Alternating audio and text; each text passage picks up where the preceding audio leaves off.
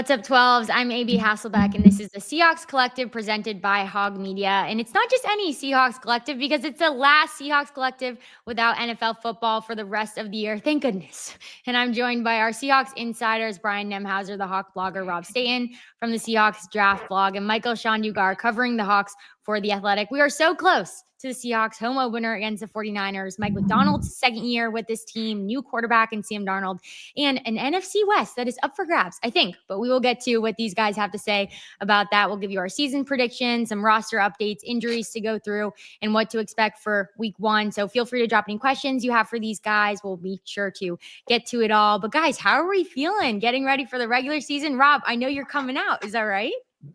Yes. So if you see somebody sort of wandering the streets of Seattle at 5 o'clock in the morning on Friday, that's because there's a jet-lagged English person who can't sleep and has left the hotel just to wander around and get used to the time difference. So yeah, I'm in about 48 hours I'll be there. So I'm looking forward to it. Let's go. Rob, you're hilarious. I honestly think you could do like stand-up comedy for a side job if you needed it. I know you spend hours.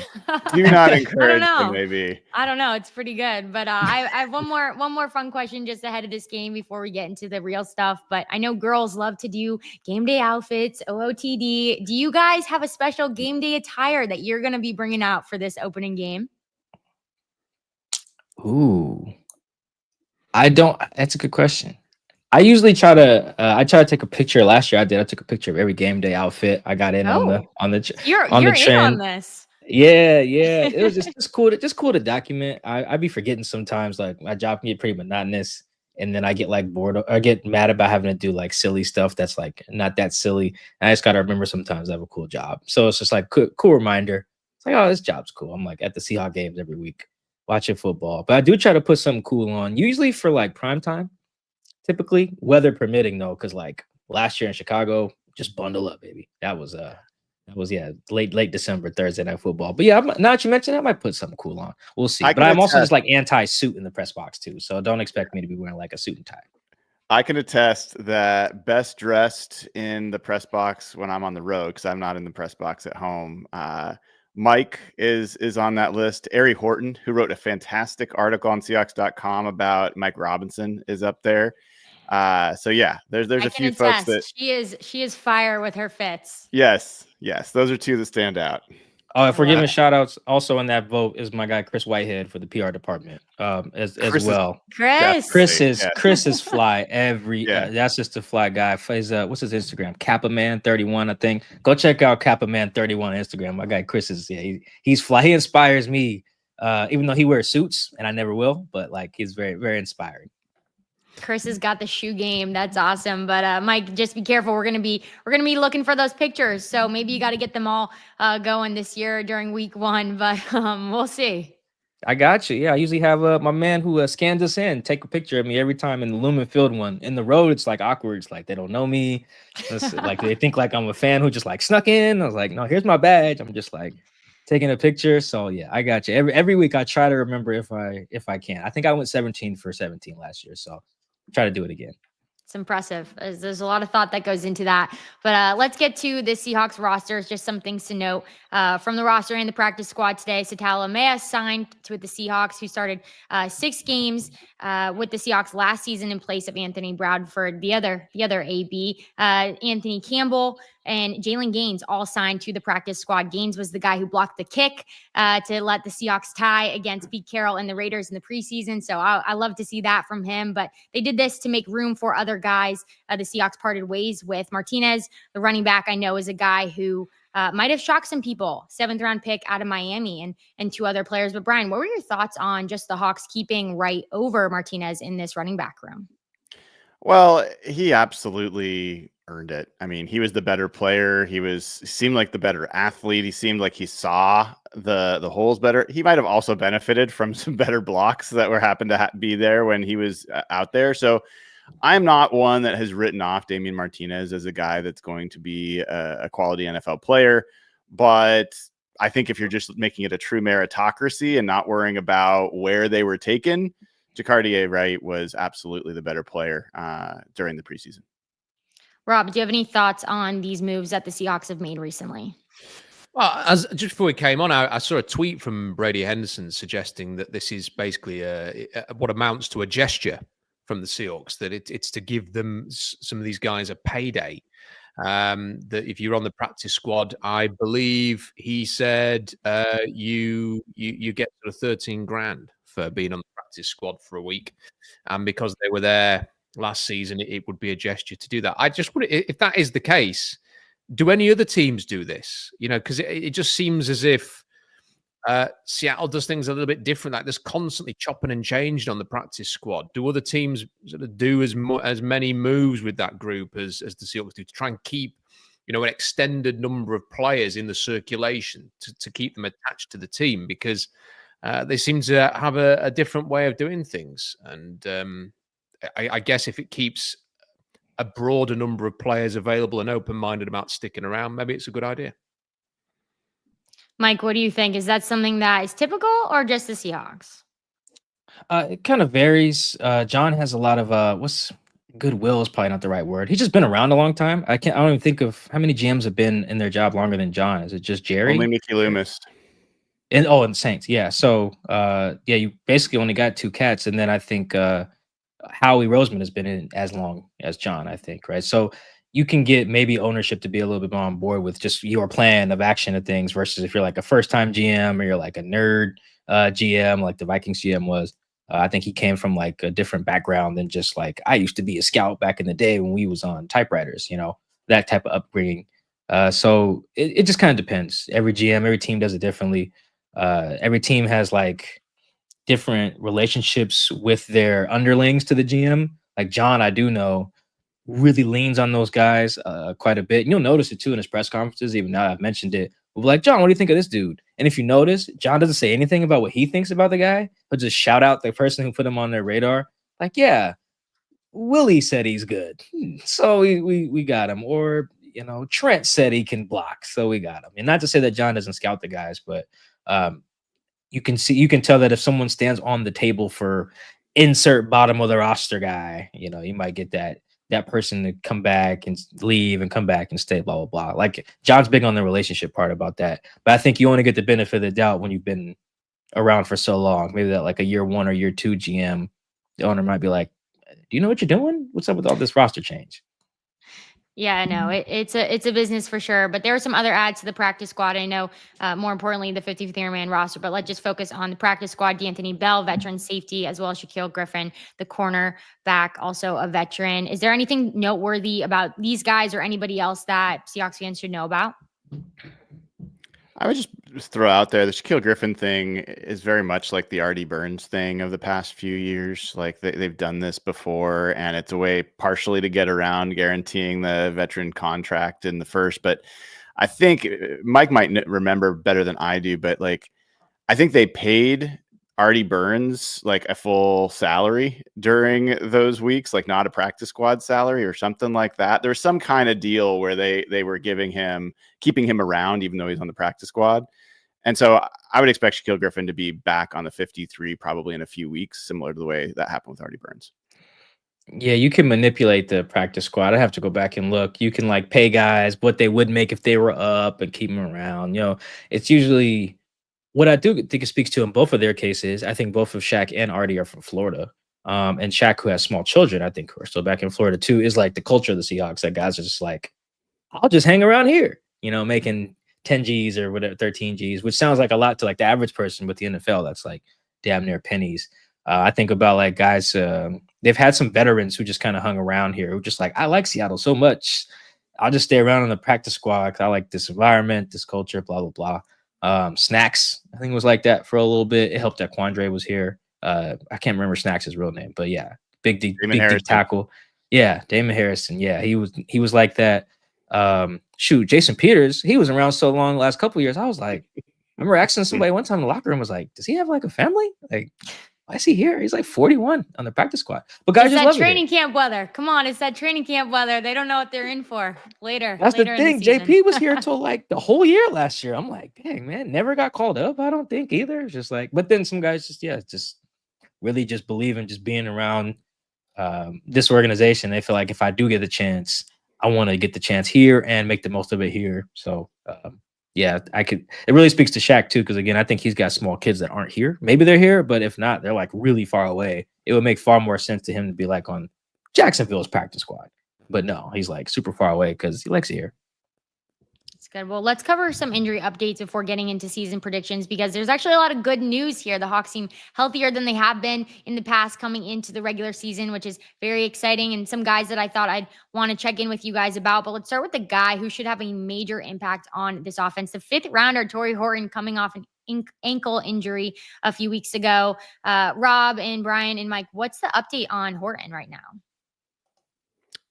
Yeah, Horton's practicing, and Mike McDonald is very tight-lipped about all injury stuff and was like, we're not going to talk about injuries designations until we have to. And when we talked to him yesterday, my expectation is Torrey Horton will play.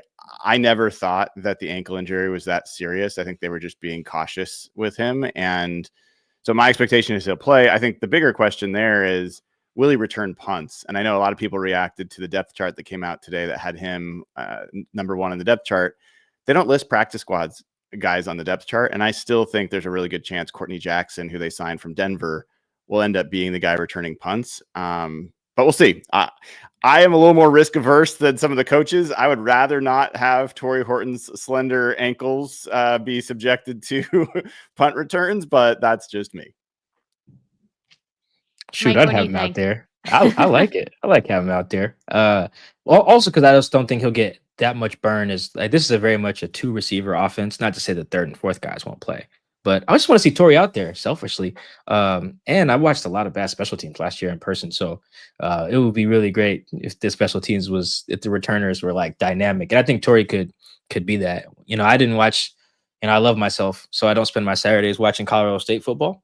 So when I did draft Torrey and I went back and looked, that was the first thing that jumped out more than any of his receiver stuff. Was like, oh, he's one of these guys. That's fun. He reminds me of like a bigger, maybe not bigger because I don't know their heights, but like Golden Tate a little bit. Just such a good athlete with that long speed, super fun. So yeah, when he sprained his ankle, like on the 15th or something, it makes sense that he's back already, and yeah, it should be fine. So yeah, I'm excited to see him out there returning punts if he does do that against the Niners. Hey, I went to CSU's football stadium this summer, actually, for an event for Sports Spectrum Athletes in Action, and it is beautiful. They have a legit stadium there. I mean, it is unreal. So super cool. But just bringing up the punt returns, Jake Bobo was also a name that was listed there, and he took a terrible hit in the Green Bay game. But I did see some clips of him at practice fielding some punts. Do you guys think he'll be ready to go week 1 full speed? Short answer. That's tough to say. Probably. I mean, if he's out there with a helmet yesterday, I think most likely he's through most of the protocol, but we'll find out. I don't think Jake Bobo's availability is going to make or break this game. I guess no offense to Jake, love Jake, but I don't think that's the one. I think Torrey Horton's a lot more important, and I'd say Tyrese Knight is probably more important than Jake Bobo's availability. Yeah, let's get to Tyrese Knight. I know McDonald said that after the long weekend, they would reevaluate his capacity and know more about it. Rob, is there any insight you have on where Tyrese Knight will be? I know the guys might have a better idea as to how available he's going to be. It all signs seem to be that he's going to play in this game, from what I've seen over here. But it has to be a little bit of a concern. You're going to want to see those 2 linebackers out there and playing very well and showing no ill effects and feeling really confident about it, because the depth, they've just not got any at that position. And I know they've brought in players from other teams that have been cut. Chris Paul was somebody who I think, a lot of people thought, there's a player in there in the draft, and the Rams fans were devastated when he left and has ended up in Seattle. And Surratt is a player that back in the day, he went in the range everybody expected him to go to. I'm a little bit surprised he's bounced around the league, but that's what he's become. He's become a journeyman. So, it's a little bit of a concern there that, you don't want to get 3 or 4 weeks into this season and be sort of testing out that depth, because we saw last year, the first 3 games defensively, they were okay. They played some favorable opponents, but then they struggled and they didn't fix things until they fixed the linebacker position. So you don't want to take a backward step there. All right. Well, it's good. It's good that the Seahawks are relatively healthy, and hopefully we'll see all those guys full speed potentially week 1. But first, before we get on to season predictions, we got to tell you guys about something very exciting. The Sleeper app. If you don't already know it, it's going to be our sponsor for the year. So check out this awesome video right now. Sleeper is the #1 fantasy sports app. It pays to know sports. Pick more or less on top players. Your first pick is on us, so start winning now. Play in Texas, Georgia, Minnesota, and 27 more states. Pick anytime across all sports, pregame or live. Over 10 million players are already on Sleeper. Make your picks count. Score up to 1,000 times your cash. Join today. Get up to $100 credit using the code HMA. Call your shot on Sleeper. Download now. Call your shot on Sleeper, a Sleeper app. It's more than just a platform for season-long fantasy leagues. Millions of users are enjoying the fantasy sports on Sleeper, but the app also offers much more: live stats, real-time updates from your favorite players and teams, real-time chat where you can engage with others about individual plays and performances during the NFL and NBA season. Bring back the Seattle Sonics. Who said that? I don't know. I don't know where that came from. Download the #1 sports app today. Use promo code HMA. You'll get up to $100 match on your first deposit. Terms and conditions apply. See Sleeper's terms of use for details. Currently operational in over 25 states. Check out Sleeper today. Woo. All right. Well, we got to check out the Sleeper today, but something we are not sleeping on is this game against the 49ers on Sunday. Rob will be out in Seattle for this game, not in the UK. So he'll be wide awake. No time zone change, no sleep deprivation there, but we got a lot of predictions to cover for this game against a team who's got our run CMC back in action. I do own a Stanford Christian McCaffrey jersey. Yes, I do. But more importantly, what do you guys think the Seahawks need to do in order to win this game? Brian, we will start with you. What do the Seahawks need to do in order to win this game? Well, AB, I'll tell you one thing they need to do is start quickly. So one of the things that I think Seahawks fans have seen with Kyle Shanahan's offense and overall team over the years is they get started right away. And this is a team built to play from the front, to play when they're ahead.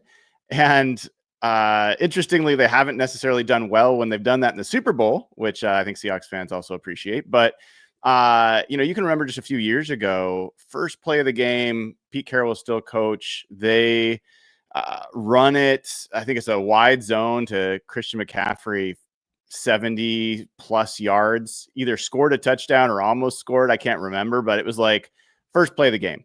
And you get to the first drive that the 49ers had last year when they came to Lumen Field, touchdown. Like they get started quickly. What changed the time that the Seahawks went into Levi Stadium and beat the 49ers last year after losing 5 straight times is the offense didn't get started.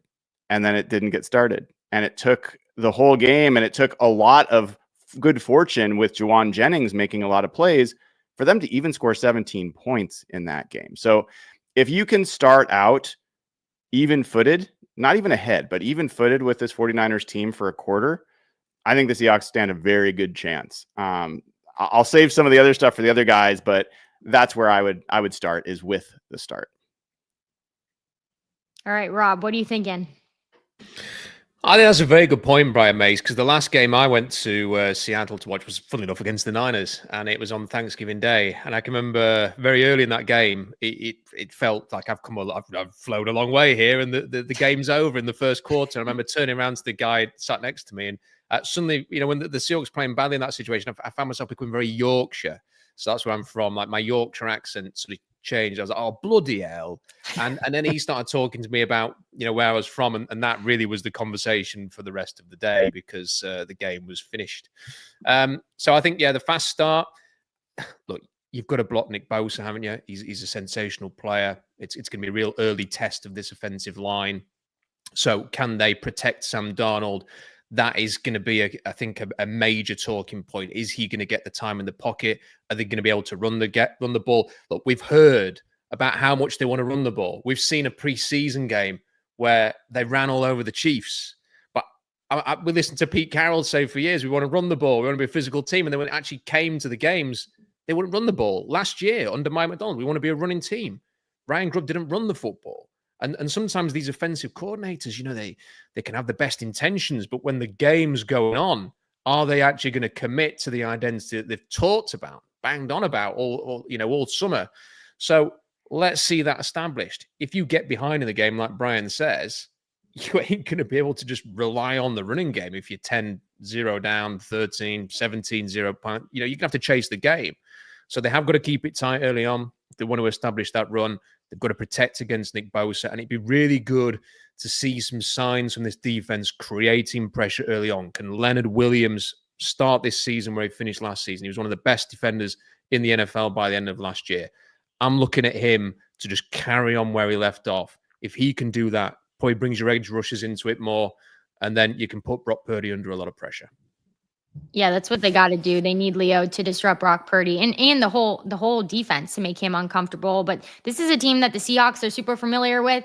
The 49ers are super familiar with them, and they're also not intimidated to go into Lumen Field. But I think a lot of people, like you said, were excited to see how much the Seahawks were actually running the ball, right? And actually calling running plays just in the preseason, especially against the Chiefs. How much do you guys expect them to run the ball against the 49ers or versus what you think will actually happen?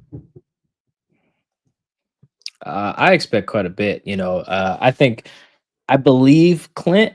When he says that, all right, we're gonna run the pill. I was too young in my journalism career at the time to know whether to believe Shoddy or not in 2018 when he was saying the same thing, because he was saying it a lot too. Like Shoddy's whole thing was, not only are we gonna run the ball, we're gonna run the ball when they think we're gonna run the ball. Like we just don't even care. Numbers, box count, whatever. We're just gonna be more physical than them. And then Pete had to sit him down after 2 weeks and be like, remember you said that? Like, get back to that. But I believe Clint won't need that talk after 2 weeks. I think it's a real thing. I believe him more. I did know not to believe Grubb. I didn't believe that. So I do believe Clint that they're going to get out there and try to run it a lot. Try to make sure that Sam is not in harm's way at all. Bosa is a game record, man. I would be so afraid of that dude wrecking our game. If I'm the Seahawks in the game plan, they won't use words like afraid or scared or whatever, but I'm not on the team, so I will. Bosa's scary cat. But on the flip side, I think that one of the other things they got to do to win the game is just make the Niners play left-handed, or just do whatever the thing that they're not the best at. And there were a lot of issues with Seahawks defense before Mike McDonald shows up, but I think that was one consistent, whether it was pass game or run game or whatever. They just weren't able to take away what the team was initially good at, the other team, I mean. Whatever they were good at, whether they're good at running it, whether they're good at throwing it, whether they're good at getting it to this tight end or this receiver, everyone just kept going off, There was a stretch there, I think it was 2022, where every time they played someone on the other team had a career day. It's Cordell Patterson. I think TJ Hawkinson went nuts. Taysom Hill looked like Michael Vick and Patrick Mahomes combined in the Saints game. It was just these guys just kept never heard those two combined, but there you go. He had 4 touchdowns in that game. He threw one. It was absolutely nuts. It was one of the greatest single game performances I've ever seen, legitimately, live at least. So they just couldn't get teams to just do what the other thing is. If you're a run team, make them throw. If they're a team like the Bengals that air it out, make them have to ground it out. So I think that's the goal. It's the goal every week, but in particular, they have not done that very well over the last 5 or 6 meetings against the Niners. So whatever Mike McDonald considers their left hand to be, I guess it would be just a Purdy pure drop back game. Force them to beat you that way. Not to say they can't, because I think Purdy's actually really good, but just make them have to do it. Yeah, one of the things Purdy is not very good at is going against man coverage. And one of the things that changed all the touchdowns Brock Purdy threw in the first game last year against zone. And when the Seahawks played him the second time, they played a lot more man coverage. And one of the things that allowed them to do that to some extent was injuries to the receiver core. They didn't have their full strength last year at that spot. And this year, they still don't. Brandon Ayuk is a huge part of what was really clicking for that offense. He won't be there. I think Juwan Jennings will probably be the Juwan Jennings that he usually is, even though he's missed time. Ricky Pearsall is supposed to be the next big guy for them. We'll see about that. And then Christian McCaffrey. I mean, Christian McCaffrey played in that second game. Now, some people are going to say, oh, but he wasn't the same guy. Well, he did some damage to Tampa Bay the week before, and that was his first game back. And so the game against Seattle was the second game back, and the Seahawks played him pretty darn well. So I do think that, Brock Purdy has struggled in 2 of the 3 games that he has faced Mike Macdonald. I'm with Mike Dugar on this, is that Brock Purdy's good. I'm not in the camp of he's a overrated player. I think he's a really good quarterback. I also think that he's not a guy that can win a game on his own. And I do think that Mike Macdonald is the type of coordinator that can potentially cause him a lot of problems over time. So yeah, that's going to be a fun matchup to watch. I do want to get to one of these comments because I know McDonald touched on it. I lost it here for a second. I know McDonald touched on it at a press conference recently. Give me 2 seconds about MVS in the playbook. And I know you guys probably heard this. What do we think? Is he gonna get some plays? Is he gonna expose the playbook? Are we worried about it? How are you guys feeling? Oh, that's a funny question. Oh boy. Coming If from a MVS, Condota. yeah, no, that's what's funny too. Bob's burner account. Just forgot to change the last name. Listen, we all know the last name. I was looking at that. I'm like, does he have a son? I don't know. Is that his first name? I think it's a brother. The part I enjoy about this is his knowledge of our secondary tendencies is worrisome. I don't know if he has that, because if so, he'd be on the team. Still, if those tendencies were of something he could put to good use. I don't think he's a bad player, but just like he just didn't do anything in like a month of practice, So I wouldn't be worried about that. No, I think it's really just also overstated when guys go to another team, how much the coaches even care to ask the player the secrets, to be honest. Like, it's very common that the coach is just like, oh, hey, what up, man? Get ready to play. Not like, hey, give us the other team's like insight. To my knowledge, to my experience, it hasn't been a lot of that. I'm really concerned that he's going to score a touchdown and it's going to finish 42-7 instead of 42-0.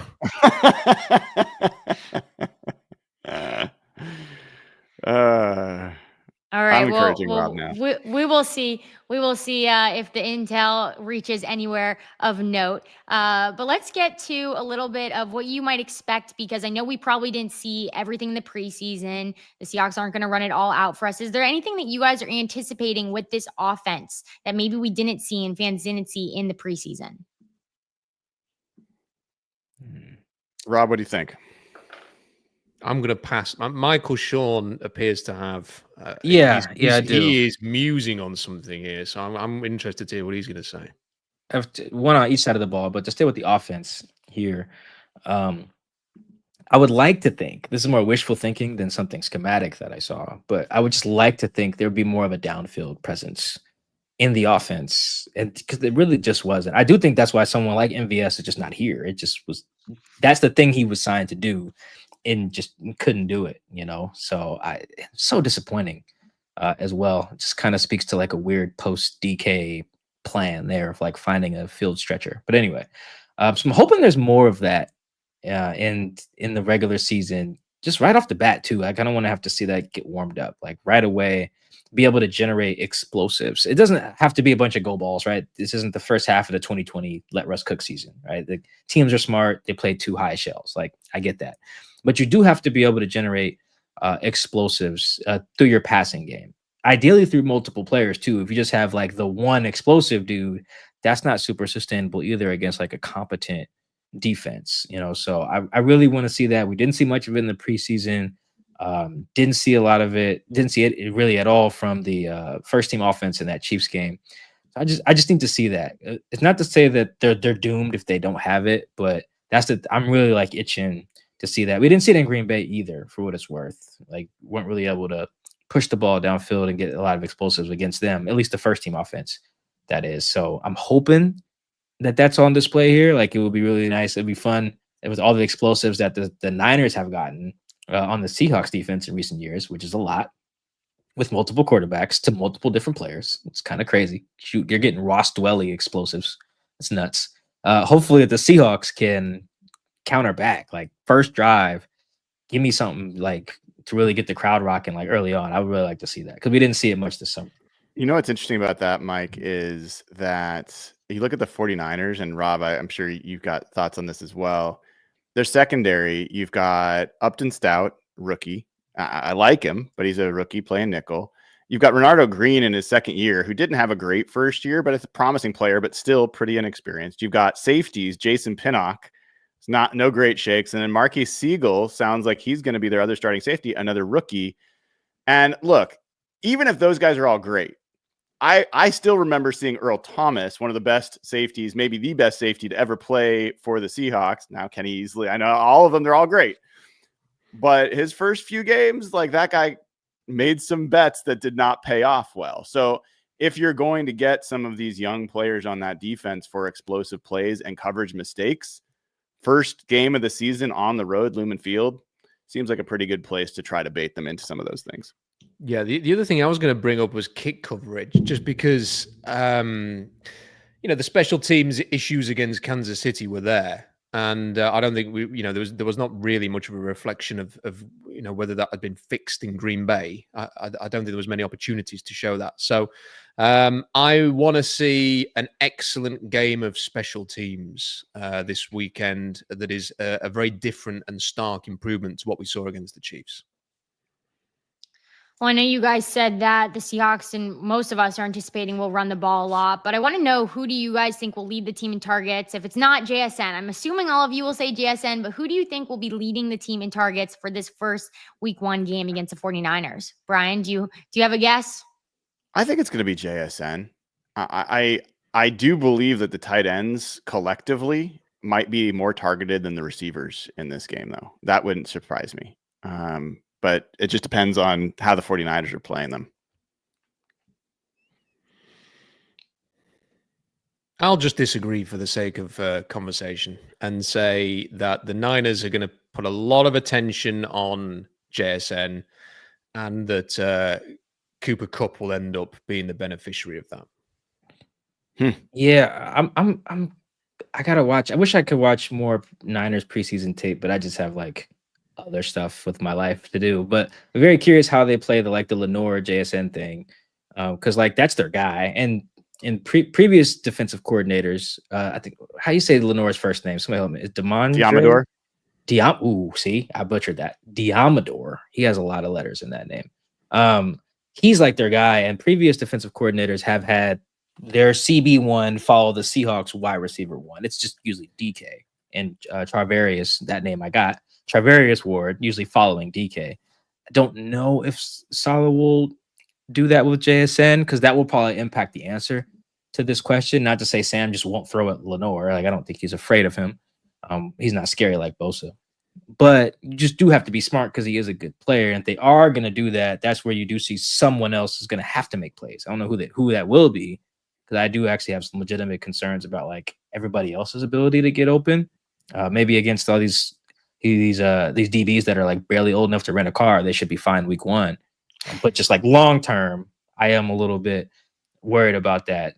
So it really depends, I think, on what Lenore does on JSN. They also just like don't like each other. I think Lenore was the guy who went on IG Live and was like, "Damn, I don't get to beat up on DK anymore." And JSN's a crybaby. That's my State of the Seahawks address. That was Lenore, which I loved every part of that, for what it's worth. But like, I need that guy to follow JSN too. And if he does, I could see like, I don't know, AJ Barner having like 8 targets or something like that. Let's you got to be careful with those lives. And suplex Diamador Lenore again, and maybe quiet him a bit. He's the guy who keeps calling Ken bald. Mm-hmm. Yeah. Everyone keeps making fun of Ken being bald. I think he looks fine. It's just no bald jokes. No bald jokes on this show. I don't know what you're talking about. None. Being bald is none. great. Yeah. I don't get. They did it in if you guys saw it in Green Bay, the Nixon, the corner out there, like made fun of Ken for being bald. And then our Packers guy, Matt Schneidman, he told me that actually Nixon went to high school with Lenore. So maybe that's the connection. Maybe they just, guys from this high school just don't like bald people. I don't know. Or they just don't like Ken, or both.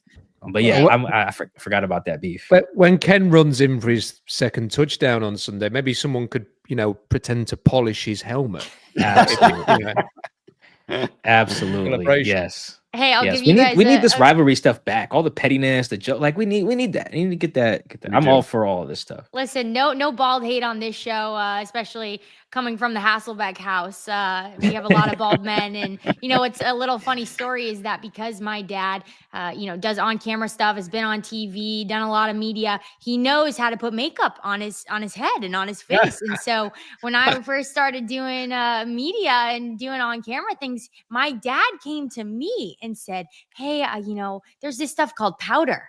And I had this moment just to be like, I've been wearing makeup since like high school. I cannot believe my dad, because he's bald, is telling me how to wear makeup. It was just this moment of, okay, I gotta like talk to some of my girlfriends and teach me how to do it better, clearly. But when your dad is doing better makeup for his bald head and shining the dome than you are, it's a wake-up call for sure. But on to the next. I want to give you guys each a chance to shout out a player who you think is going to ball out in this game against the 49ers so that you can clip it later in like 6 days and be like, I told you so. So, Rob, who do you think will have a game for the Seattle Seahawks? I'm going to go with I'm going to take a surprise ones, because there's the obvious ones and then there's the ones who are maybe a little bit more out there, but let's be daring. So I'm going to go for Elijah Arroyo. I think they've kind of kept him a little bit under wraps. There's not as much hype about him as there is Torrey Horton from the rookies in terms of the weapons. We've heard a lot about. I think they're going to just have maybe a couple of things up the sleeve with Elijah Arroyo. John Schneider said that he was a top 20 player in this draft when they took him. And you just hear every now and again people who have been reading about, have been at camp, have said he has made some plays. He's looked impressive. I was a huge fan of his in the draft. I can't wait to watch him play. I'm probably cursing him now, and it'll be 0 catches, or maybe even 0 targets in the game. But I'm hoping and would love to see him show what he can do. He was fantastic for Miami last year. So let's see him. A big debut from him would be very nice. Mike, who's going to ball out in your eyes?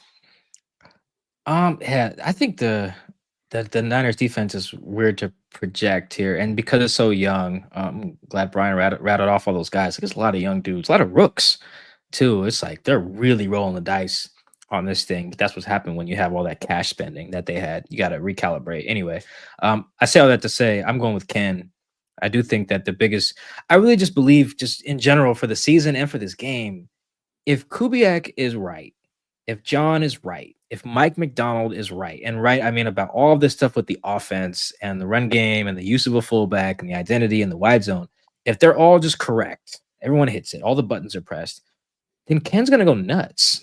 Like, I really do believe that. There's just nothing out there to suggest that a healthy Ken Walker would be anything other than elite behind, if they're right. Like, if they're right that like Dennison and all these other guys who have run game in their title, and Clint Kubiak is the dude, and having a fullback matters, and the scheme and all that, O-line's better. If all that's correct, the biggest beneficiary, I don't even think it's Sam. I really do think it's Ken. I think his like raw stats could be just Rams Todd Gurley like. I do. There's no reason for me not to think that. He's got just as much talent as Todd, I think. So if this young defense doesn't have all of their run fits on point because it's week 1 on the road against a loud place to play, yeah, Ken might just run wild on these guys. I'm going to go far afield. This guy might not even get enough snaps to have a big game, but I think Robbie Oots is going to have a big game. I think I'm actually looking forward to Robbie Oots and Fred Warner, and Fred Warner is the best linebacker in football. It's not even close as far as I'm concerned. No offense to Roquan Smith, but I think Fred Warner is Defensive Player of the Year level talent. And early last season, he was that good. I would love to see Robbie Oots not only get some chances to block some of these guys in the hole, D. Winters, Fred Warner, some of those safeties, but I want to point out again, like when you ask Clint Kubiak about why he picked Robbie Oots, the first thing he said was that he has soft hands. I don't think that was about a handshake. I think it was about this guy's a receiver, not just a blocker. And they used him as a receiver. He only had like 15 snaps in the preseason. He had like 4 targets. So I think he might be closer to a Kyle Juszczyk profile in terms of utilization than a Patrick Ricard, even though his body type is more of a Patrick Ricard. So I'd go that direction, but I'll tell you, AB, I'm curious to hear what your thoughts are. I wanted to say Gray Zabel, and I wanted to say Sam Darnold. I think both of those guys could end up having pretty show out games. But anyone come to mind for you? Yeah, I think I got to go with Mike here on this just because of the caution that the Seahawks have taken with him with K9. It's kind of feels like it's like the cannon's about to explode. It's like, all right, like we've been waiting. We haven't seen anything. And so that's how I kind of feel about K9. So I'm super excited to see him. I think he is probably feeling that anticipation as well. You know, like if we're feeling it as media and as fans, you can only imagine what the athlete feels like to really get out there and run through people. And so, yeah, I'm excited to see K9. But I do have a question because of what I picked up from you guys. I know there's a lot of history between these two teams, but you guys seem to know your stuff about the long-term fun facts. So is there an interesting fun fact about this matchup that you think people should know that they probably do not know? Brian, I know you have a bunch, but do any of you guys have a fun fact you want to drop on people so that maybe they can use it when they're sitting next to their friends at the game? I'll give you one that is not about this game particularly, but about this matchup.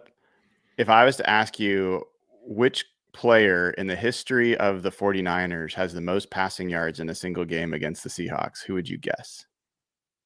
Who would any of us guess? Yeah. JT. Nick Mullins? Nick Mullins is the answer. He threw for like 400. 414 in 2018. So there's one very random. It's not Joe Montana. It's not Steve Young. It is not Brock Purdy or any of the others. It is Nick Mullins. Yeah, that was the game that Bobby had the pick six, the long one. It was supposed to be on Sunday Night Football, but both teams sucked, so it got flexed. I know because I bought my dad tickets to the game for his birthday because it was going to be a primetime game, and then it was like the afternoon game. Anyway, that is a good fun fact. I like that. I feel proud that I remembered that. I have. Mike, do you have a? Oh, Rob's got one. Okay. Yes, I have a fact. The fact is that the 49ers are very annoying. So to give you a bit of context to this, I don't know if any of you know any British 49ers fans. They are the absolute worst. Now, some of them are friends, but when it comes to the Niners, they are hideous. And when they beat the Seahawks, it is unbearable. I cannot return to the UK off the back of watching the Seahawks lose to the Niners again. Everything about the Niners is irritating. The fact that they call themselves a gang far more often than they should do. Niner gang. What is that all about? It's very, very cringe. The fact they call themselves the faithful instead of just fans is very silly to me. In 2014, when they unveiled that huge tifo soccer style thing that said beat the Seahawks, only to get hammered by the Seahawks on Thanksgiving, was one of the funniest things I've ever seen. The fact that whenever they seem to just about get close to finally winning another Super Bowl, and they always manage to find a way to cock it up, is very amusing. Their coach is increasingly looking like the Steve Buscemi, hello, my fellow kids meme, with the way that he's aging, but still insists on dressing like he's 17. I've just had enough of them being competitive and contenders, and I'd quite like them to have one of those periods where they pick third overall for 4 years in a row. So now is the time for that. That's my fun fact, is that the Niners are annoying. That was fun. That was Hey, we good. want the Seahawks Collective to reach a lot of people, but maybe not the Niners for this one, just to save face for Rob a little bit. Mike, do you have any fun fact, or are you good for right now, just being a knowledge grasper? I don't know. It's not a fun fact, but it is something I looked up for a story I was gonna do, but probably about to just scrap and just throw on here. It pertains to Ken, actually.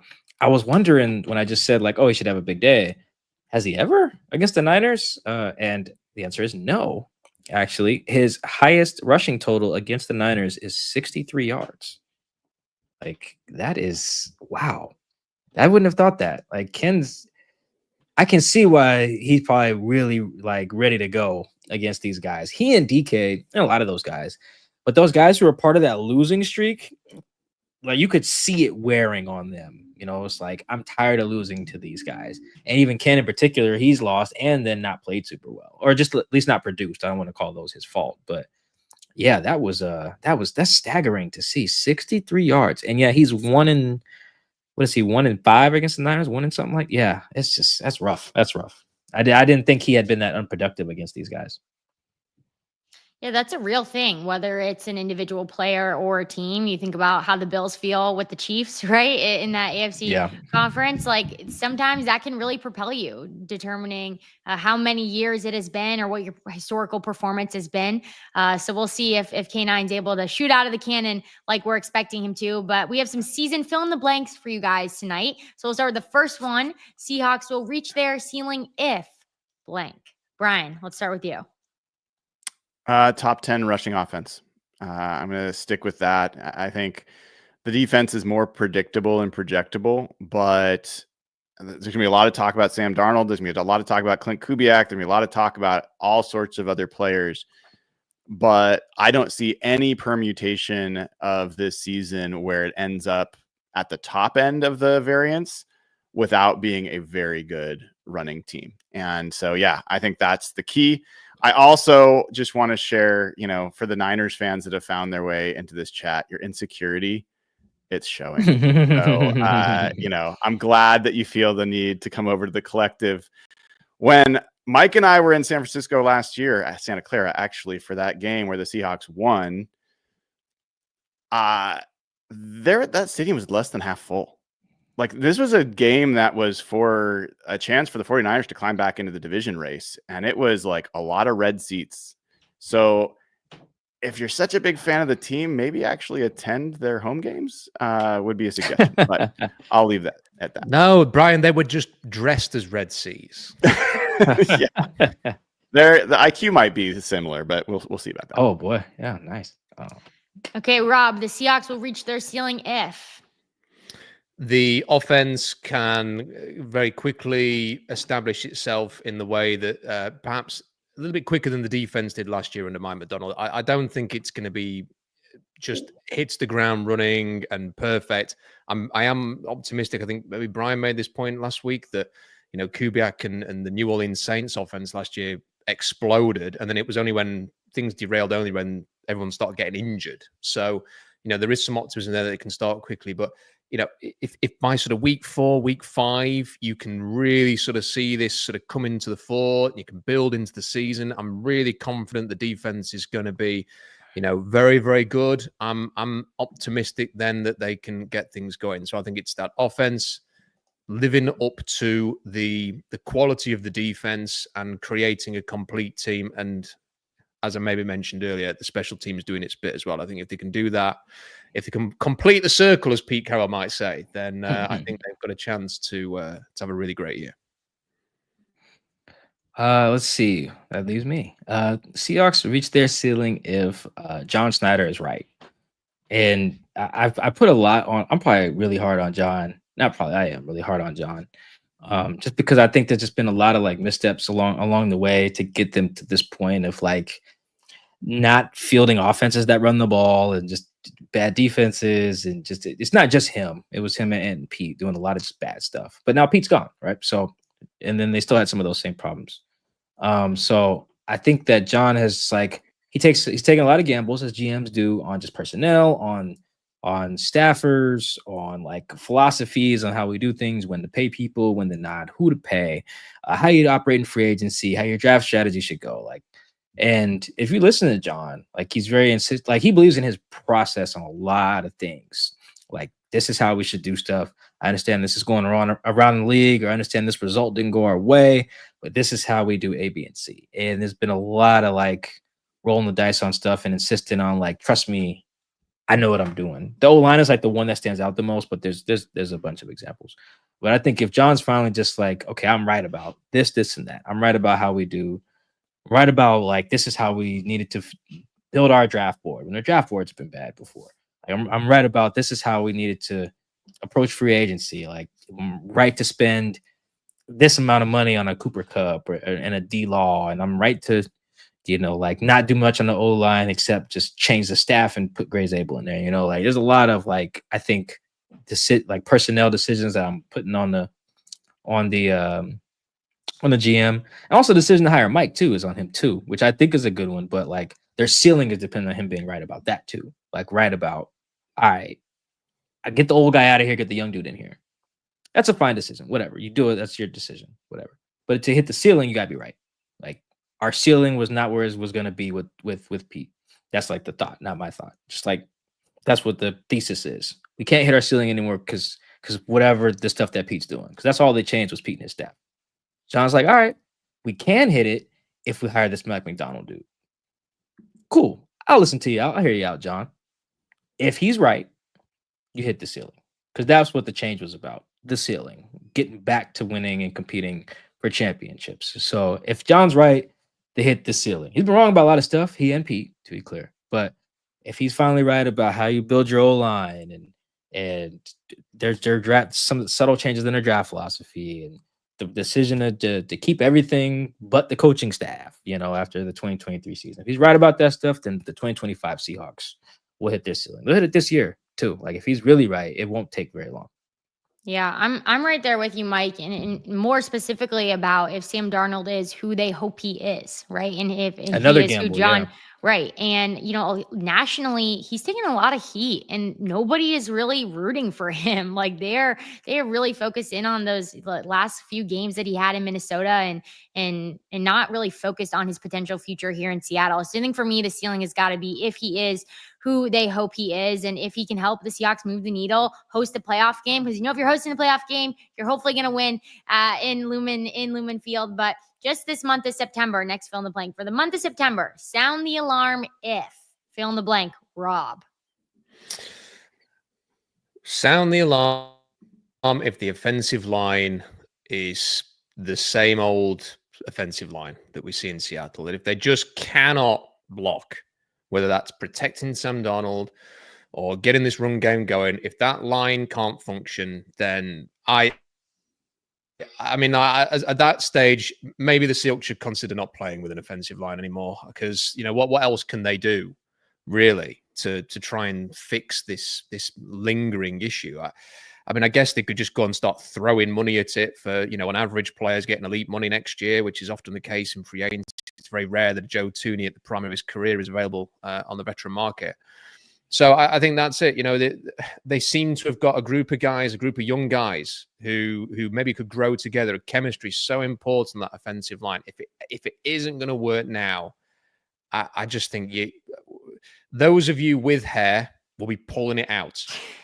So that needs to work for me to have the kind of season that we all want them to have.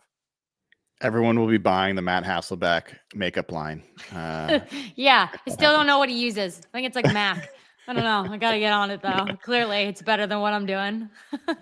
Brian, what do you think? What do you sound the alarm for here in September? I think Rob's right. I think you sound the alarm if Rob not only leaves early for the first game, but is looking for early flights home in the first half. But no, honestly, I think if you lose your two divisional games in the first month against San Francisco and against Arizona, I think that's a huge problem. And so everyone's going to be talking about San Francisco and Pittsburgh the first 2 weeks. Those look like the two toughest games in September, but the ones that matter the most are San Francisco and Arizona. And so I think the Seahawks played pretty well in the division last year, had the best record in the division against divisional opponents. I think it should have been 5-1, ended up being 4-2. And I think that Mike McDonald's got to continue that in order for the team to really have an interesting season. Yeah, I think, all that's correct too. I think, I would really sound the alarm if the defense isn't good.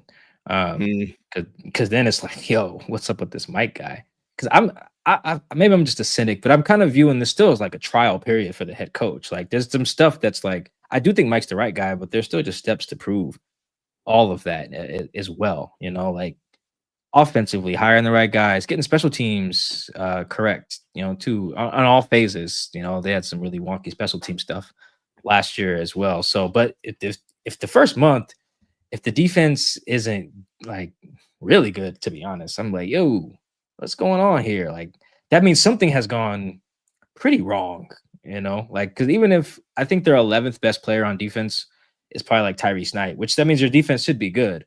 So like, it can't just be, like Tyrese isn't good, so like they're not good. That means some of the good players have regressed in some ways, like maybe Mafe hasn't taken a step or whatever, whatever, Reed, Spoon, whatever, Kobe, J-Lo. So yeah, I would be very worried if we get to what's the week 5 game, the Bucks. Yeah, so we get to that game and we're like, if I'm writing the "What's wrong with the Seahawks defense" article, like that's a huge problem. That's like, yo, meet with Jody problem. Like something's up. I don't think that'll be the case, but I would definitely sound the alarm if that were true. All right. Well, the hope is to have everyone with hair to still have hair, and for no article to be coming out from Mike on the Seahawks defense. But let's quickly wrap up with the conversation about this division, because today was actually one of the first times that I'd seen nationally this offseason. Kyle Brandt had the Seahawks winning the NFC West on Good Morning Football today. This has not been a normal occurrence, okay? But I'm right here with him on this, but want to know where you guys fall. Do you have the Hawks winning this division, and who will give them the most trouble? Rob, what are you thinking here? Yes, I think they are going to win the division. I keep thinking back to the fact that they should have won it last year. You know, I think the Seahawks blew it last year with a bad offense, and also blowing games like the Giants game. Like they should have won the division, and I think they will clean things up. I think it's going to be obviously a very different looking at offense to last year, but I think they'll clean things up. I think they'll win this division. I think they are the rising team within the NFC West.